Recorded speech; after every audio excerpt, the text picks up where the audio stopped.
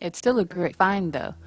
Chris Beard, curator of vertebrate paleontology at the Carnegie Museum of Natural History, had the following to say after completely dismissing the chance of Ida being the missing link.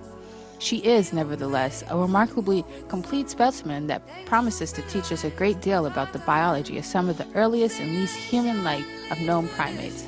For this, we can celebrate her discovery as a real, if incremental, advance.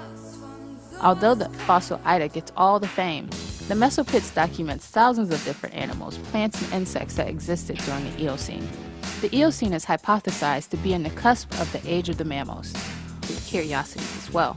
One such curiosity was the pygmy horse, a distant relative of the horse that we know today.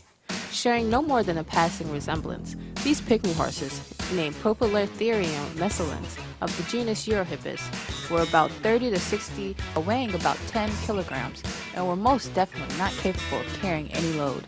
Looking much like an oversized rodent, this animal ate mostly leaves and fruits of deciduous trees. Numerous fossils of the ancient turtle species, Allocheles eriscopta, member of the family Ceratocolidae, gives us details of the lifestyle of this creature. In the Mesopit, many pairs of this pig-nosed turtles have died having sex. This is the first time the act has ever been found immortalized in fossils. Scientists believe, as of now, that turtles would have begun copulating at the top part of the lake. Distracted, the turtles would sink down to the bottom into fatal, toxic waters. This then assumes a lake influenced by volcanic activities. Geologists believe that volcanic Mar was at play at this site.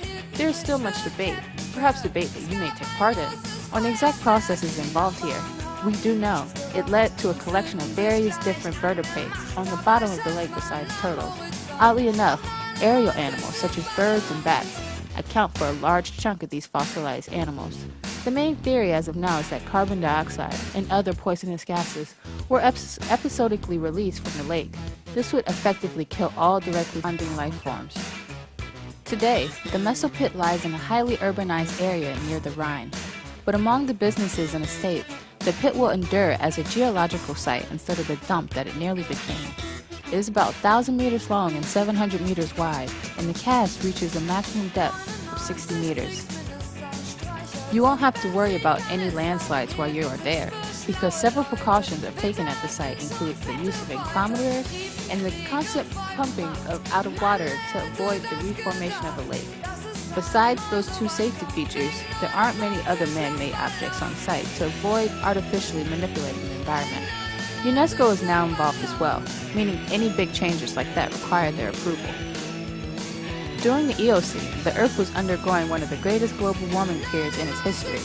As a result, there was little to no ice anywhere, and the sea level was much higher, around 100 meters higher during its peak.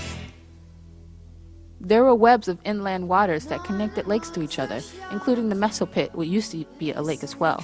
Naturally, this is the type of depositional environment where sands, gravels, and shales, as well as lignites, settled.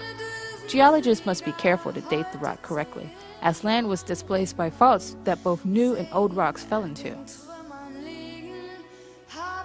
Until the lower Eocene, Europe and North America was still linked by a land bridge across the North Atlantic. You can look at influences of plate tectonics and climate on the uncharacteristic flora and fauna such as scaly anteaters and edentates that come from South America found in Meso. Although the Mesopits is an extraordinary place, its low-key reputation precedes it. Come join us today.